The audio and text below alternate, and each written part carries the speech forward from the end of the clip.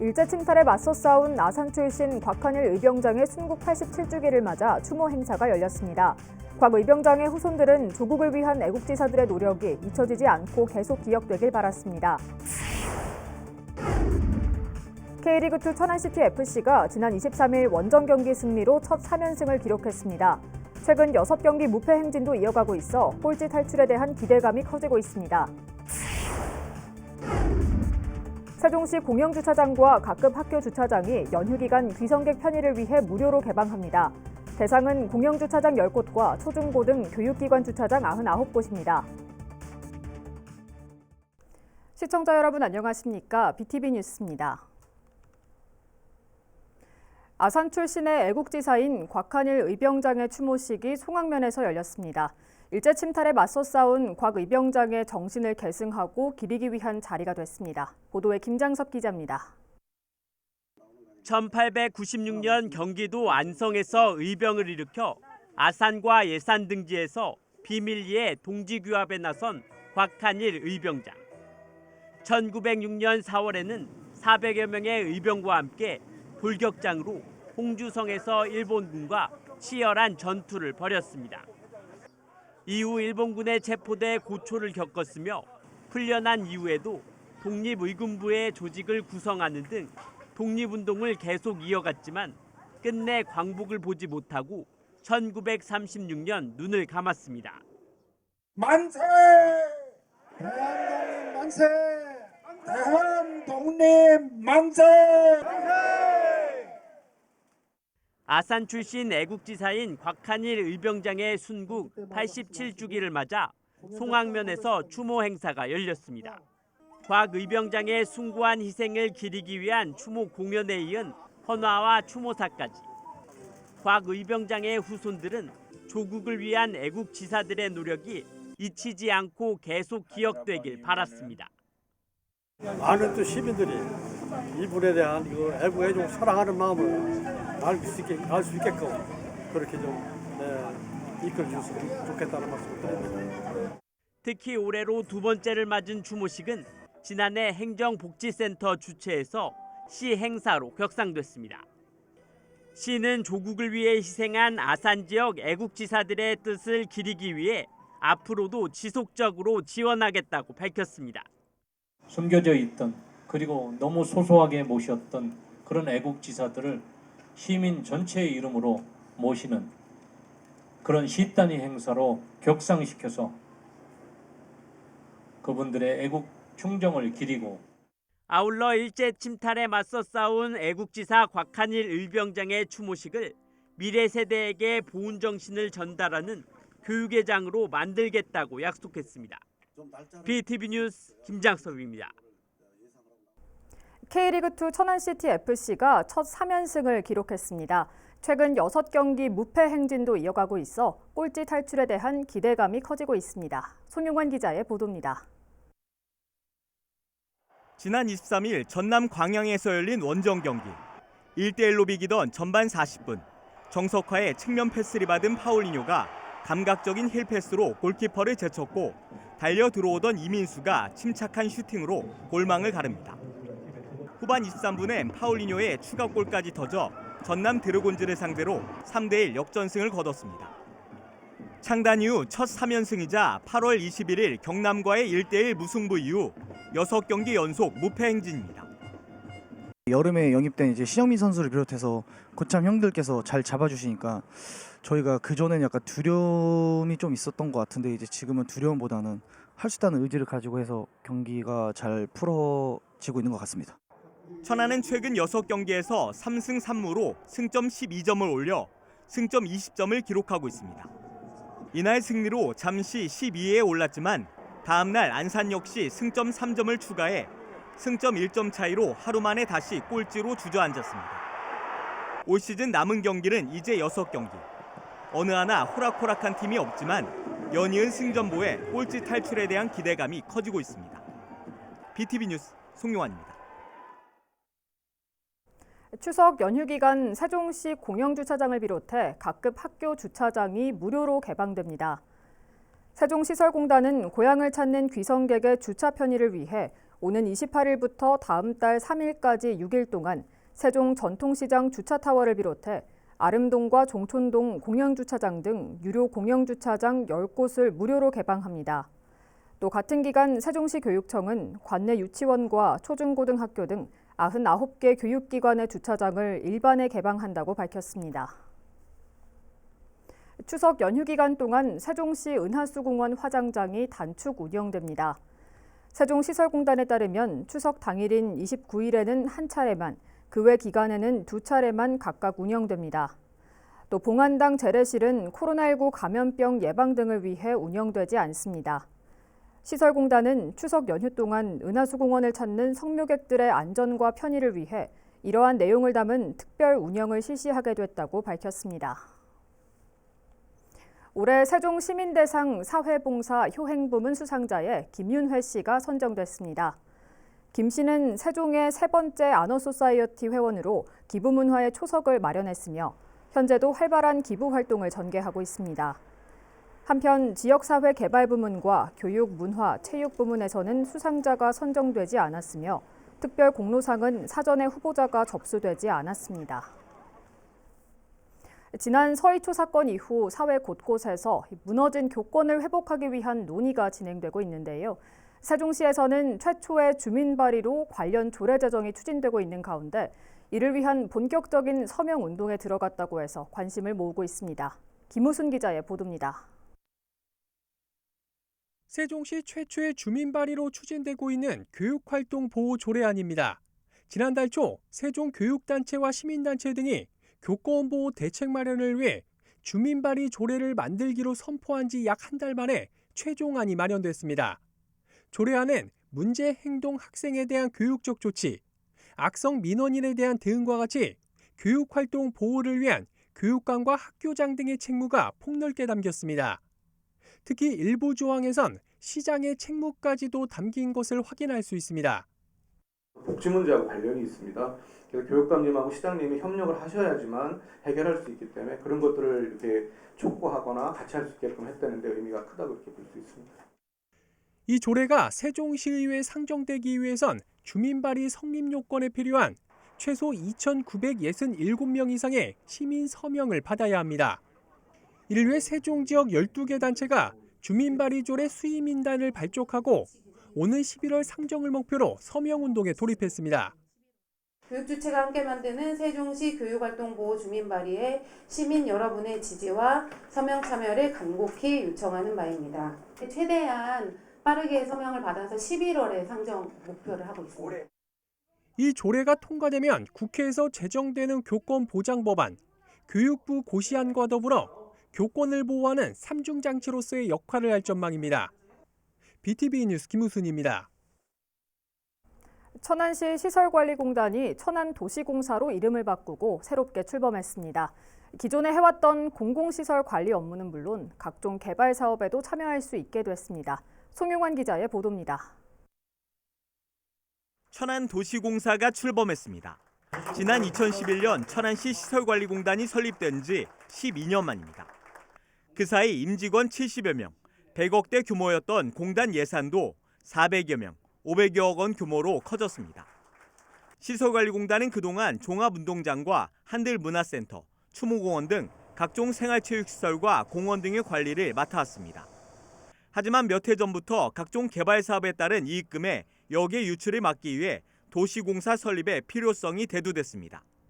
민간 기업이 주가 되는 그런 도시개발을 시행하면서 여러 가지 천안시의 주도권 행사가 미흡하게 되고 또 이에 따라서 개발 이익이 역에 유출되는 거 아니냐 하는 우려를 도시공사는 개발 사업부를 신설하고 국가산업단지 조성과 GTX-C 노선 연장, 천안 세종 고속도로 개통 등 천안의 장기적 개발 전략에 부합하는 각종 공공사업에 주도적으로 참여하게 됩니다. 또 이를 통해 거둬들인 개발 이익금은 지역 내 공공시설 설립과 기반시설 설치에 재투자하는 선순환 시스템을 구축할 것으로 기대됩니다. 도시공사와 지역업체의 참여 속에 완벽한 사업 추진으로 지역 발전도 선도하고 이익도 창출하여 지방재정에 힘을 보태고 이를 재원으로 도시의 미래를 설계해가는 이제 첫 발을 내디딘 천안도시공사가 지방 공기업으로서 공공성과 수익성 두 마리 토끼를 모두 잡을 수 있을지 주목됩니다. BTV 뉴스 송용환입니다.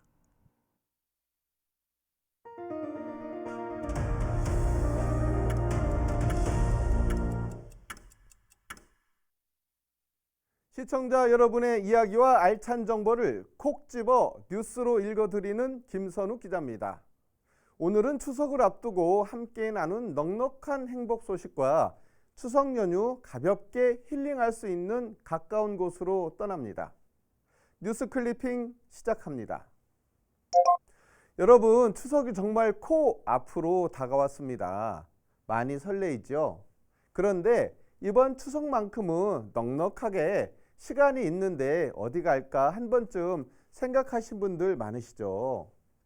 옛 업성저수지가 성성호수로 새롭게 시민 휴식 공간으로 자리 잡았으니까 가벼운 마음으로 산책해 보시는 것 강추합니다.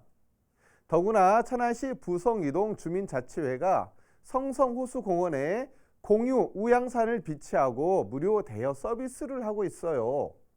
상대적으로 그늘이 부족한 성성호수공원 방문객의 이용 편의를 높이기 위해서인데요.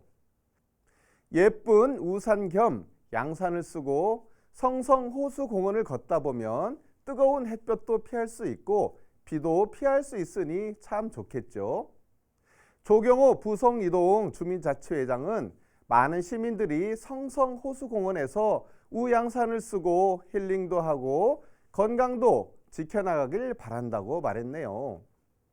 이계자 부성이동장도 성성호수공원을 찾는 시민들이 불편함이 없도록 공유 우양산을 잘 유지하고 관리하겠다며 성성호수공원이 천안의 대표 힐링 공간으로 잘 자리 잡도록 노력하겠다고 말했습니다.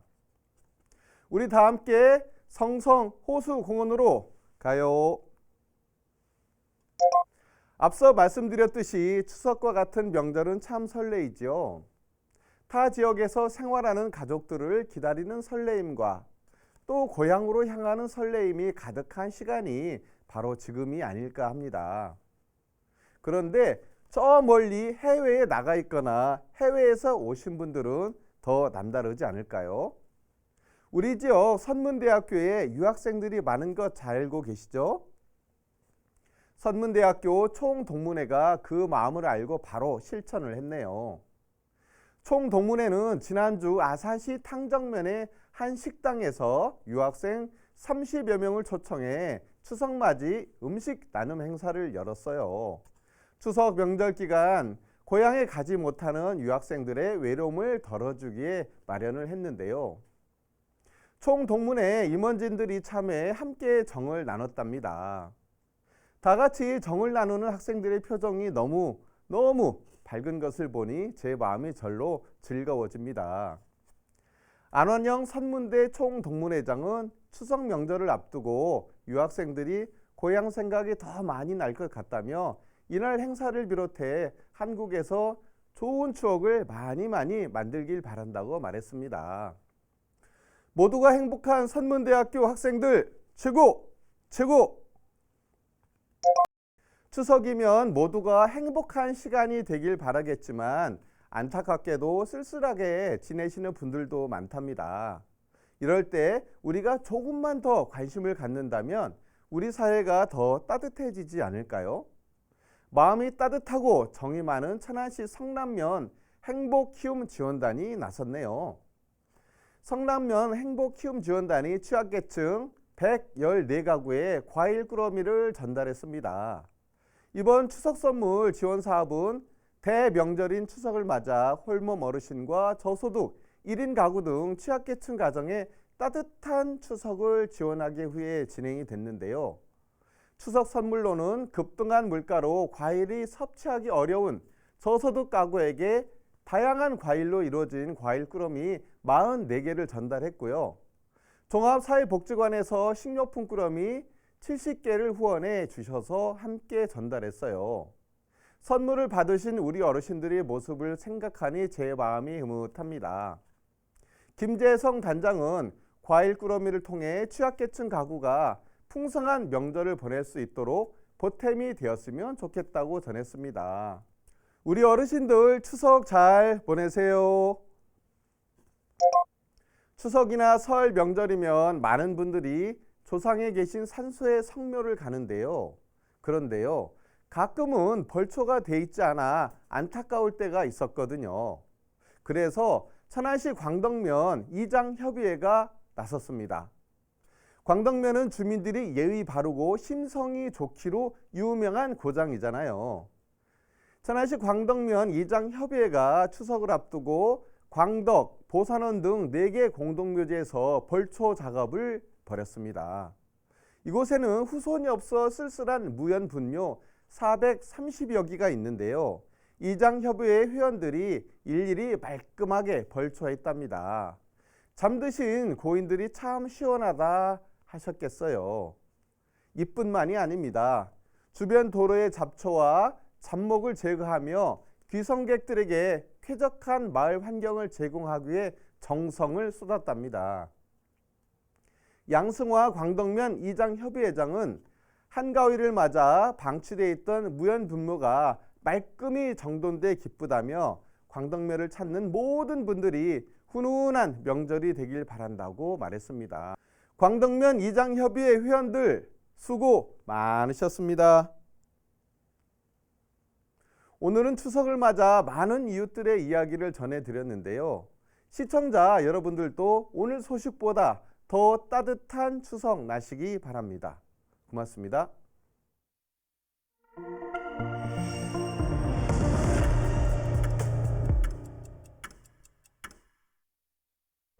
내년 아산 지역에 모두 3곳의 공공도서관이 문을 열 예정입니다. 배방에는 배방도서관과 월천도서관이, 은봉면에는 어울샘 도서관이 개관될 예정인데요. 신창면 남성리 일원에 건립될 예정인 서부권 공공도서관은 오는 2026년 6월 개관을 목표로 추진되고 있습니다. 보도에 김장섭 기자입니다. 올해 12월 준공을 목표로 공사가 진행 중인 배방 복합 커뮤니티 센터입니다. 현재 내외부 마감 공사가 진행 중으로 국민체육센터와 돌봄센터는 물론 자료실과 프로그램실 등을 갖춘 공공도서관이 내년 2월 문을 열 예정입니다. 시공사 계약 해지 등으로 공사가 중지됐던 은봉 어울샘 도서관도 지난달부터 잔여 공사 착수에 들어갔습니다. 내년 1월 준공 예정으로 준비 절차를 거쳐 내년 2월 개관될 예정입니다. 지난해 12월 공사를 시작한 배방 월천 도서관은 현재 골조 공사가 한창입니다. 지하 1층, 지상 5층 규모로 모두 144억 원이 투입되며 청소년 특화 공간으로 내년 6월 개관을 목표로 추진 중입니다. 오는 2026년 6월 개관될 아산 지역 서부권 공공도서관 건립도 순조롭게 진행되고 있습니다. 예정 부지는 신창면 남성리 일원으로 도서관과 키즈앤 맘센터가 함께 들어설 예정이며 시는 올해 안에 설계 용역을 추진해 내년 9월 공사를 시작할 계획입니다. 권역별 수요를 반영하고 독서문화 균형 발전을 도모하기 위해 지역별 4개의 공공도서관 건립을 추진하고 있습니다. 아산시는 권역별 어느 지역에서나 책을 가까이 할 수 있는 독서문화 공간을 확보하게 될 것입니다. 한편 아산 지역에는 공공도서관 5곳과 107곳의 작은 도서관이 운영되고 있습니다. BTV 뉴스 김장섭입니다. 최근 흉기 난동과 같은 묻지마 범죄 등이 잇따르는 가운데 24시간 시민 안전을 지키는 AI 자율주행 순찰 로봇이 세종시 이응다리에 등장해 눈길을 끌고 있습니다. 인적이 드문 심야 또는 예기치 못한 위급 상황에 위험 요소를 정밀히 감지할 수 있는 로봇이 지자체 최초로 도입됐습니다. 강현준 기자의 보도입니다. 어두운 다리 밑에 한 남성이 쓰러져 있습니다. 쓰러짐을 감지한 자율주행 로봇이 조명을 비추며 남성에게 달려옵니다. 상황을 여러 각도에서 살펴보더니 카메라로 감지한 현장 데이터를 도시통합정보센터로 실시간 전송합니다. 순찰을 위해 투입된 AI 자율주행 로봇 스팟입니다. 최근 공원 등에서 각종 범죄가 잇따르면서 이응다리의 위험 요소를 24시간 모니터링하기 위해 투입된 겁니다. 사람들의 쓰러짐 또는 뭐 이상 행동들을 저희가 AI 데이터로 이미지로 분석을 해서 그걸 도시통합정보센터에 공유하고 이 로봇이 민간 차원에서 도입된 사례는 있었지만 공원 순찰을 위해 지자체가 도입한 건 세종시가 최초입니다.